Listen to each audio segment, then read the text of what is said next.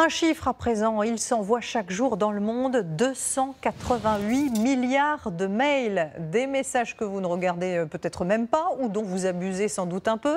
Eh bien, vous allez être effarés de découvrir combien tous ces petits clics, si anodins en apparence, polluent la planète. Charles Divot, Jean-Philippe Eckett et Thierry Hackett. Soucieux de l'environnement, c'est à vélo que vous allez au travail. Pour prendre votre café, terminer le gobelet en plastique et non sans une certaine fierté, vous triez tous vos déchets. Bref, vous êtes un modèle au bureau. Problème, ces efforts sont balayés d'un clic, car malheur, vous envoyez des mails, beaucoup de mails, et vous n'êtes pas le seul.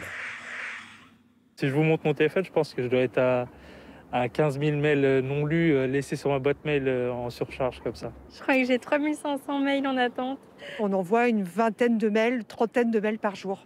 Il s'en envoie dans le monde très exactement 12 milliards par heure. Et avec chacun d'eux, quelques grammes de CO2. Oui, vous avez bien entendu, un mail pollue. Un mail, quand il parle de votre ordinateur, il va devoir quitter chez vous. Donc première étape, aller jusqu'à la box. Il passe par la box et la box consomme de l'énergie, l'équivalent d'un gros réfrigérateur par an. Deuxième étape, il va devoir aller sur le serveur de votre fournisseur d'accès. Troisième étape, passer de votre fournisseur d'accès au fournisseur d'accès de votre correspondant. Et là, il va faire un très long trajet. On estime qu'il fait presque la moitié du tour de la Terre pour y arriver, même s'il habite à côté de chez vous. Et tout cela consomme de l'énergie. Envoyer un mail équivaut à laisser allumer une ampoule pendant 24 heures. À l'échelle d'une entreprise de 100 salariés, en un an, cela pollue autant que 14 allers-retours Paris-New York. Mais alors, que faire?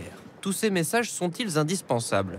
Pour le savoir, nous avons posé notre micro dans l'endroit de France où l'on envoie le plus de mails au mètre carré, la Défense. Parfois, il y a des mails, je m'apprête à répondre, mais je passe un coup de fil ou je me déplace dans le bureau d'à côté pour aller voir mon collègue et parler du dossier. Si on répond, c'est vraiment pour rajouter quelque chose et pas juste un merci, bonne journée. Justement, selon une étude anglaise au travail, plus de 15% des messages envoyés pourraient être évités. Ceux pour accuser réception, ceux pour souhaiter un bon week-end, et enfin à la première marche du podium, le mail de remerciement, surtout s'il est envoyé à la personne en face de soi. Cela peut faire sourire, et pourtant certains ont décidé de prendre le pas. Cette société interdit l'envoi de mails internes le vendredi. Et tout ça, c'est pas lu, ça. Il vaut mieux favoriser certains échanges de façon téléphonique ou en visioconférence, ou évidemment, le mieux, c'est en one-to-one, pour pouvoir donner une information, on va dire, la plus pure, la plus juste possible, que de passer par des litanies de mails.